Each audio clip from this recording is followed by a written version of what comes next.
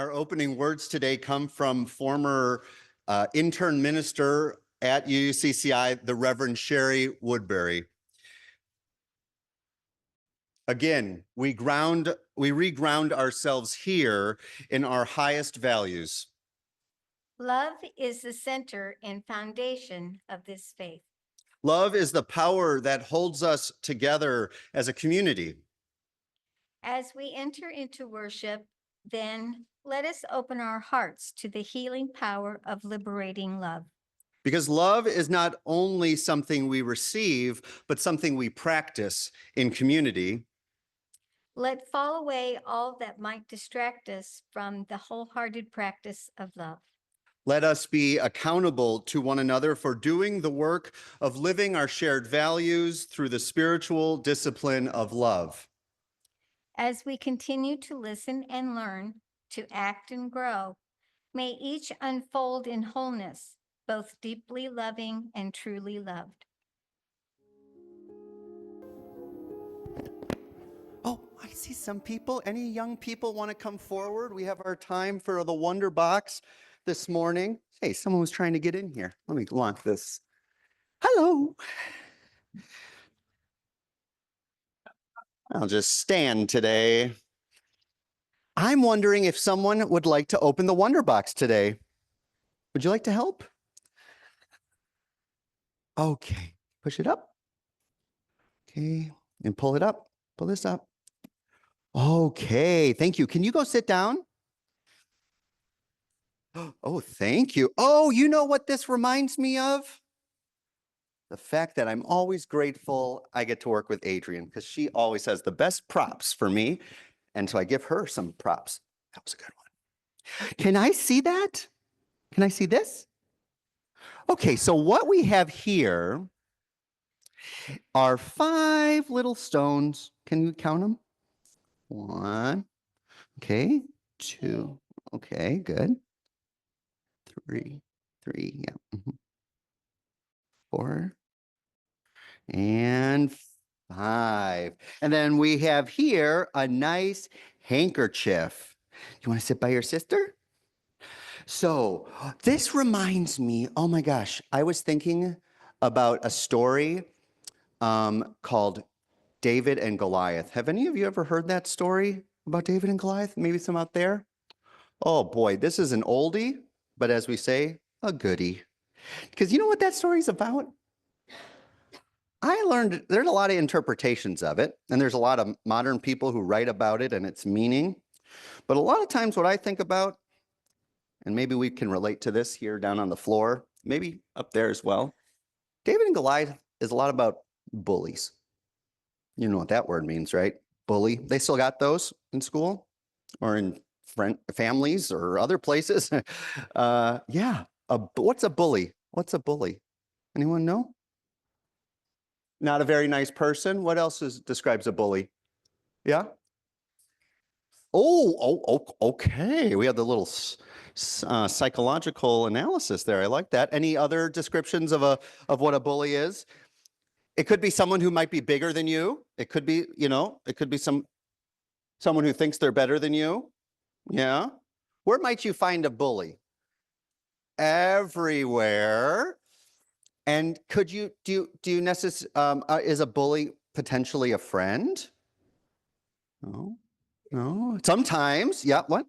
It can be sometimes. So sometimes there could be a friend who does something that feels like something a bully would do. What is a bully trying to do usually?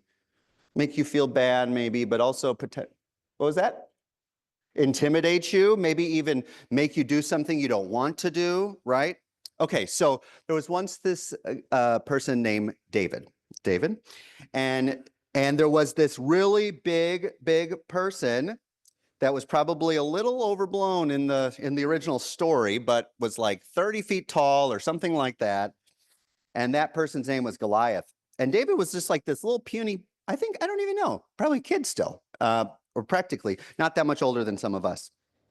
And David went and fought Goliath. Do you remember how David fought Goliath? This is kind of a tricky, yep.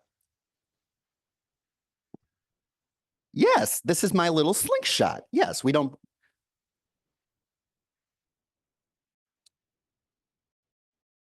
Whoa. Okay. Well, note to self: wear your little crossbar helmet there. Yeah. So he had 5 smooth stones that helped to defeat Goliath, but no one believed that Goliath could be beaten in such a way, because it's like little stone, big Goliath.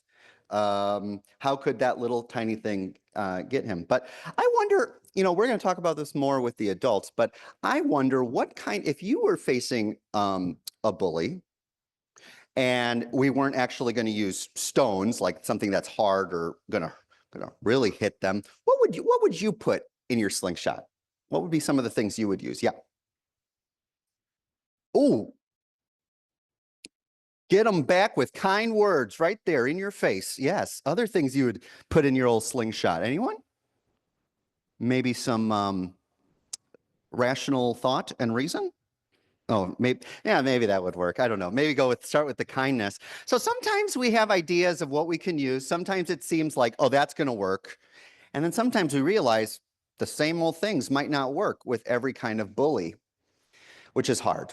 And so a lot of the world we're living in now is requiring us to think of new skills and new tools, new rocks, because the world we're living in is very rough right now. And so, but ultimately, I think the story of David and Goliath reminds us that even when you feel like you're up against the most unprecedented odds, we can and we should remember that we have a lot more power than we think. So whether we're a kid, a 2-year-old, the child of a minister, we have the ability to take on great big foes, including one's self-image. And so thankfully, this is a place of great love and affirmation of all of our young folks. So when we're back on the playground or at work or in other gatherings, neighborhoods, and we might feel like there is a bully approaching us, let's think about ways that we can support each other and help each other get through this kind of rough time that we're living in. Okay, we're going to do it together. And we'll keep talking about this later in the service. So we're going to sing our children and youth off to their classes. I'll keep the stones here for safety, and let us sing. Good morning. I'm Lynn Montgomery, one of the worship associates. I'm glad you are here with me. This is a safe place for marginalized minority, a survivor of domestic violence, poverty, single parenthood, an LGBTQ ally, a passive-aggressive protester, and a first-generation college student. Welcome. Welcome, one and all. No matter where your experiences fall, you are here with us now. We are here. I'm here. But I am tired. Are any of you tired? Yes. Physically tired. We all have physical tasks that keep us working. Household work, yard work, going to work. For me, it is all of that kind, and then the work of the elderly with aches and pains included. But that is not the kind of tired I refer to. Not the kind of tired that can be cured by an extended 26 to 28 hour day. That would include an 8-hour night of restful sleep and a quiet nap on the couch. Perhaps tired is not the right term. How about weary? 2024 kind of weary. I have a wearied soul, weary of living life with so many stressors, self-imposed, a lot of it. We all have them. Relationships, family, children, not enough income, insecure housing, food prices, and loneliness. Added to those personal stressors are the concerns for today's societal issues: immigration, human rights, gender issues, and reproductive rights. What weighs most heavily on me right now is the betrayal I feel by friends, family members, and our local and national leaders who I thought I could rely on and trust. But all of these have happened. So over the years, I have sought the same kind of community that I had on the reservation. Studies have shown that being part of a community, a family, a clan, a club, or even a group of like-minded individuals fosters a sense of belonging that can contribute to a greater sense of safety, self-worth, purpose, resilience, and inner peace. I have found that community here at UUCCI. Our life experiences may not allow us always to agree on how to show and share our love and concern, but love and caring are here at the center of this UU community. This is a place that asks for love and generates love and does not dictate who, what, where, when, and how. UUs don't tell its members that some are worthy of our love and some are not. We don't have rules about that. We simply ask that we feel love, accept love, and show our love through actions and thoughts. Thank you for being here with me in this community, for sharing your love and acceptance. Please know that others care about your well-being. Others may be here searching for acceptance, support, and safety. May we all find camaraderie, support, peace, and love. We have one reading today. And some of these heftier ones, I need Lynn for support. This is an excerpt from an essay called Guiding Principles for a Free Faith by the Reverend Dr. James Luther Adams. This is where he's articulating the 5 smooth stones of liberalism. 1, religious liberalism depends first on the principle that revelation is continuous, meaning has not been finally captured. Nothing is complete, and thus nothing is exempt from criticism. Liberalism itself, as an actuality, is patient of this limitation. At best, our symbols of communication are only reference and do not capsule reality. Events of word, deed, and nature are not sealed. They point always beyond themselves.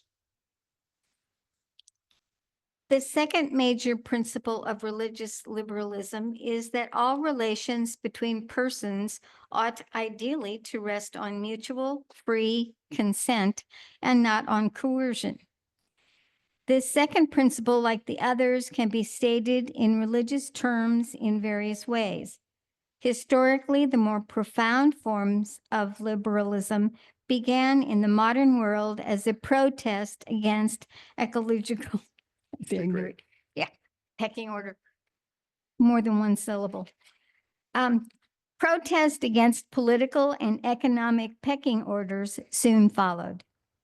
This protest often found its sanction in the basic theological assertion that all are children of one God, by which is meant that all persons by nature potentially share in the deepest meanings of existence. All have the capacity for discovering or responding to saving truth, and that are responsible for selecting and putting into action the right means and ends of cooperation for the fulfillment of human destiny. 3, third, religious liberalism affirms the moral obligation to direct one's efforts toward the establishment of a just and loving community. It is this which makes the role of the prophet central and indispensable in liberalism. A faith that is not the sister of justice is bound to bring us to grief. It thwarts creation, a divinely given possibility. It robs us of our birthright of freedom in an open universe. it robs the community of the spiritual riches latent in its members. It reduces us to beasts of burden in slavish subservience to a state, a church, or a party, to a self-made God. We deny the Immaculate Conception of virtue and affirm the necessity of social incarnation. There is no such thing as goodness as such, except in a limited sense, there is no such thing as a good person as such. There is the good husband, the good wife, the good worker, the good employer, the good layperson, the good citizen. The faith of the liberal must express itself in societal forms, in the forms of education, in economic and social organization, and in political organization. Without these, freedom and justice in community are impossible. 5. Finally, liberalism holds that the resources, divine and human, that are available for the achievement of meaningful change justify an attitude of ultimate optimism. Progress is now not seen to take place through inheritance. Progress, instead, each new generation must anew win insight into the ambiguous nature of human existence and must give new relevance to moral and spiritual values. A realistic appraisal of our behavior, personal, institutional, and a life of continuing humility and renewal are demanded. For there are ever-present forces in us working for perversion and destruction.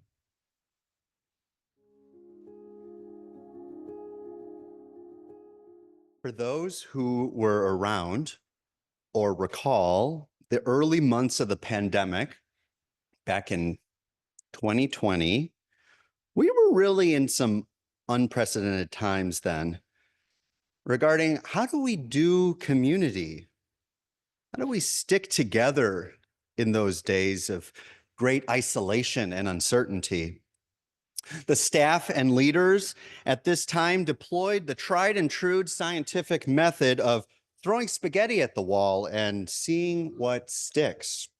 Really, I mean, we tried a lot of different things to keep us together in safe ways and keep us making sense of a deathly serious global pandemic. Geocluster gatherings was one initiative that came from that era where people would gather or cluster safely outside in a given geography, hence geocluster, I like that one, and offer one another fellowship, hospitality, and a reminder that we were not alone, even while we were surrounded by the grave realities of failed political leadership in response to maintaining and uplifting what should be a baseline value, our collective public health and well-being. While GeoClusters was a more sustainable and scalable initiative, one program that should not be overlooked was our first and what ended up being our only attempt at a UUCCI-sponsored golf outing. It was the fall of 2020, if memory serves correctly. Some of you were there, dreamed up by a few of us, including Mark Kevitt, who is now the board president. So I'm not sure if that was a good round for him or not. And Jim Farless, who helps us coordinate our care team. And don't let his friendly disposition fool you. He was cutthroat out on the links. Anyway, I am what you might call what's below amateur. Yes, a liability, I believe. I was definitely a liability for my foursome. Thankfully, we were playing this style called a scramble, I think. And boy, did we ever, where everyone got to hit the ball. And then the best shot was the location for the next shot by the whole group. Very lucky. To go easy on everyone, I suggested we do the par 3 course because I am very compassionate and a gracious leader. Oh, a gracious loser. Sorry, I wrote that. Anyways, while the official scorecard for the round did not survive the pandemic, I must confess I likely got the most practice out of anyone in humility and looking for my golf ball in the rough.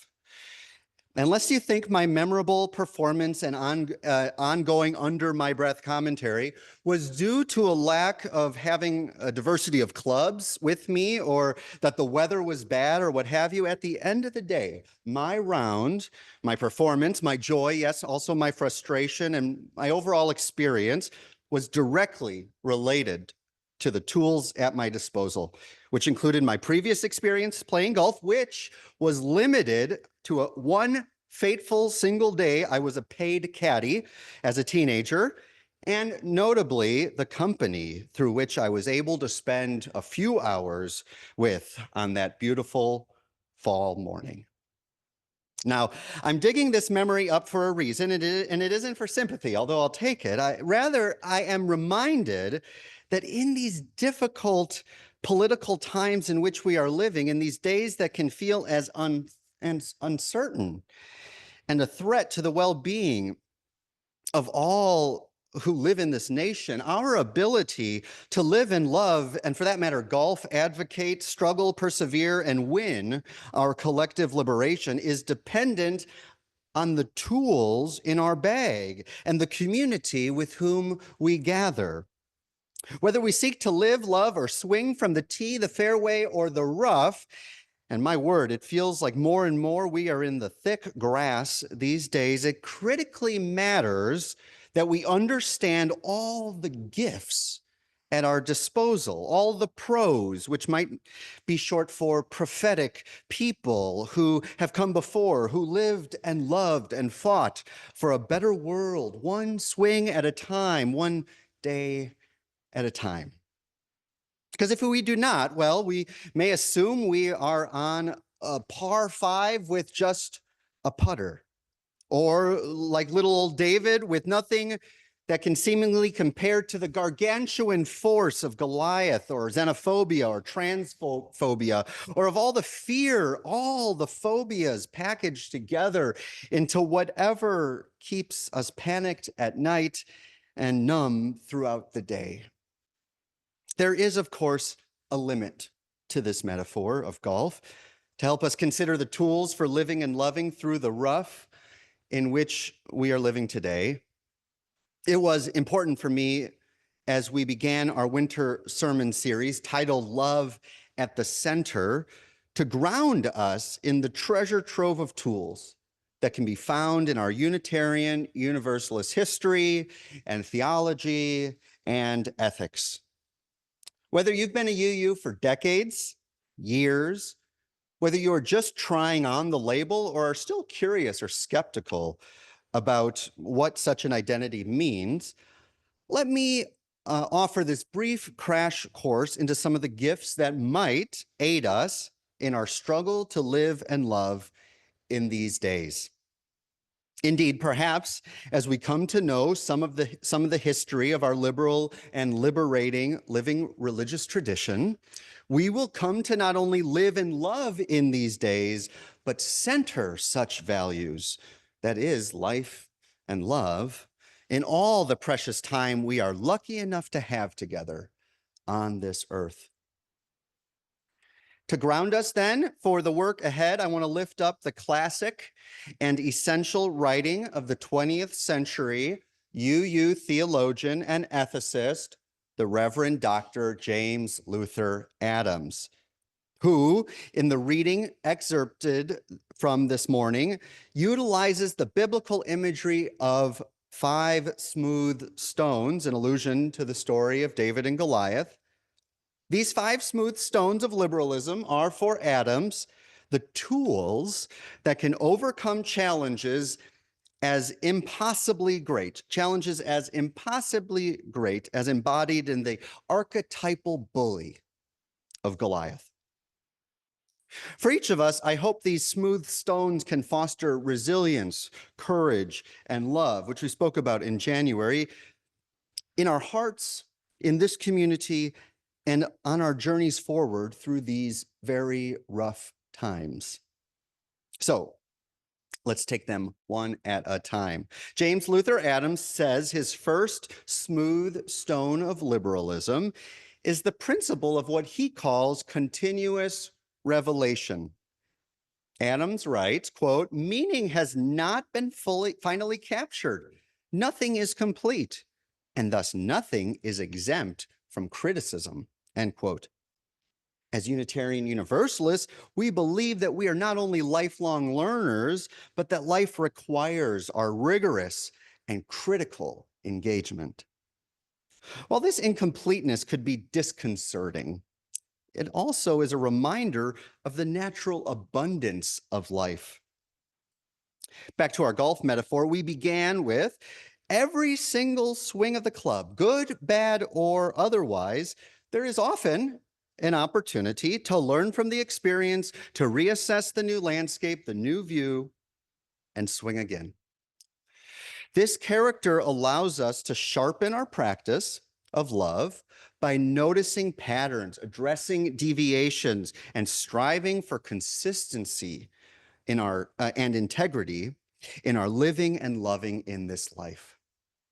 I, for one, am grateful that every morning that I am lucky enough to awaken again in this fragile and beautiful world, I can begin again in love and keep on moving forward, not alone, but with all of you.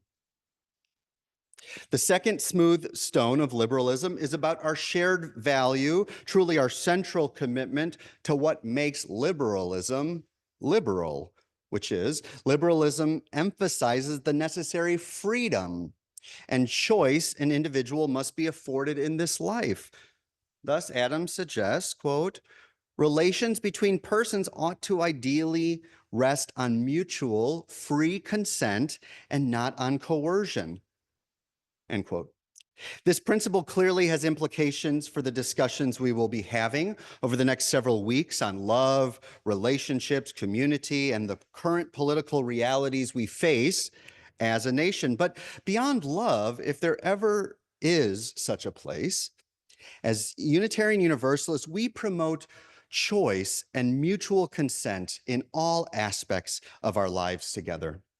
At UUCCI, I say nearly every Sunday that I am thankful you chose to be in community, that you chose to not go it alone, but to gather, organize, sometimes, yes, scramble with fellow golfers, lovers, activists, spiritual and active people who believe in many things, but perhaps nothing more central than the power of love in the face of any struggle, impasse, or bunker we find ourselves in. In addition to life's continuous unfolding and our existential commitment to freedom of personal and collective determination, Adams says we are naturally called, quote, to direct one's effort towards the establishment of a just and loving community, end quote. Unitarian Universalism affirms that our lifelong learning and love is not good in and of itself, but because of what we are individually and collectively working towards, namely the beloved community. When we are focused on the here and now, on what can be done in this moment or with just this next swing, we can lose sight of the bigger picture, the larger struggle, and the ultimate demand of a liberal and liberating faith. Adams beckons our love and faith to be committed to the work of justice. He writes, quote, a faith that is not the sister of justice is bound to bring us grief. It thwarts creation, a divinely given possibility. It robs us of our birthright of freedom in an open universe. It robs the community of the spiritual riches latent in its members. It reduces us to beasts of burden in slavish subservience to a state, a church, or a party, to a self-made God. End quote. The third smooth stone of liberalism then leads to the fourth, which is that our beloved community cannot be insular, cannot be solely for us, for our community or interfaith partnerships, but must be directed toward what Adams calls social incarnation. In essence, this is where the value of the scramble is a good analogy.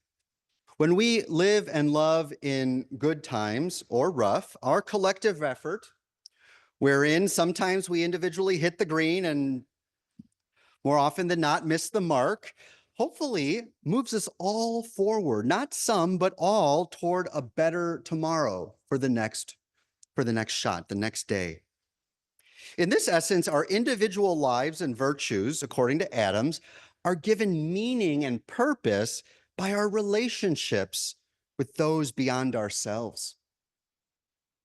In Adams' words, quote, the faith of the liberal must express itself in societal forms, in the forms of education, in economic and social organization, in political organization.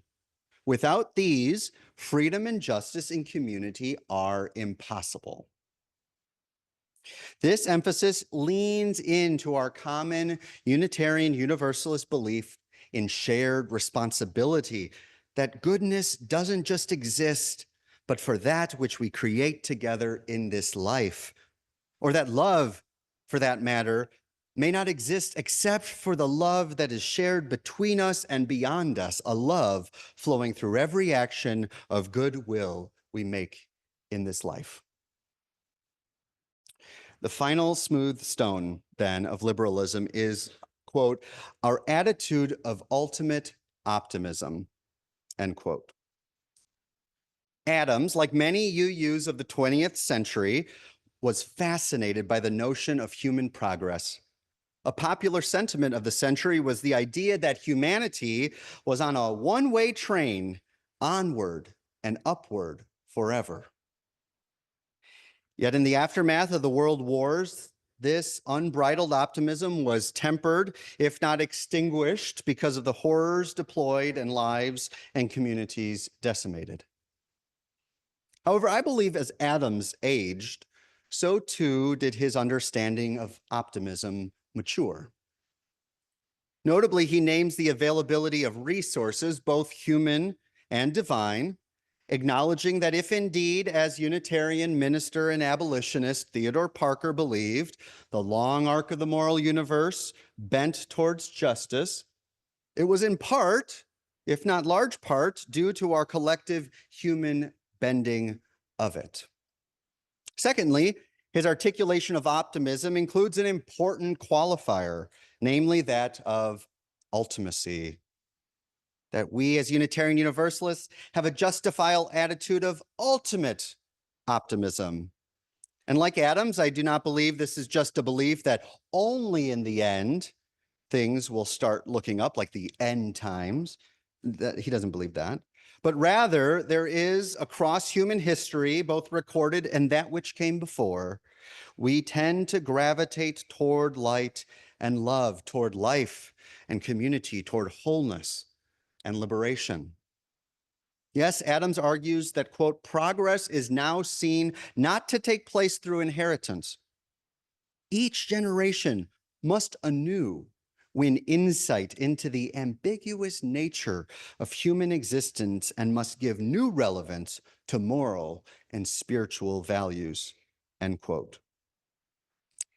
An understatement to say the least. We now living in 2025 are called once more to rename and renew the moral and spiritual values, the imperatives of our liberal religious tradition, ones that intersect with many other religious and ethical traditions across the world in order to resist and vanquish the current autocratic avatars and maleficent movements that are striving for, in Adam's words, the collective perversion and destruction of all that we cherish. This brings us all the way back to the T from which we started. When we look out across the political and environmental landscape, we see despairing news raining down, causing slick and sinister conditions for this round of loving before us. When we look down at our hands and consider the burden and responsibility that is ours to make our way somehow through these days and weeks. How has it only been weeks? And months and years ahead, we may feel far from optimistic about what lies ahead. And yet then somehow, by the grace of love and life shared by one another in this sanctuary, and beyond these walls, we may find a new driver or drive, a new wedge or angle, a new iron, for yes, we will need many irons in the fire to prepare ourselves for what is to come. Yes, in remembering the members of community, ourselves to one another, and to our Unitarian Universalist heritage of ethical commitment and care, we may muster once more the courage we need to not only be resilient in the face of struggle, but able also to harness a love we did not know was possible alone. In the weeks to come, as we navigate what it means for us as Unitarian Universalists to place love at the center of our lives, I hope that we can turn to one another, not in a chaotic scramble, but in a loving embrace of our shared humanity, in our common commitment to a world that we have a bone deep and ultimate optimism that not only that it will get better, but that we will be a part of its great returning to love. May it be so. And amen.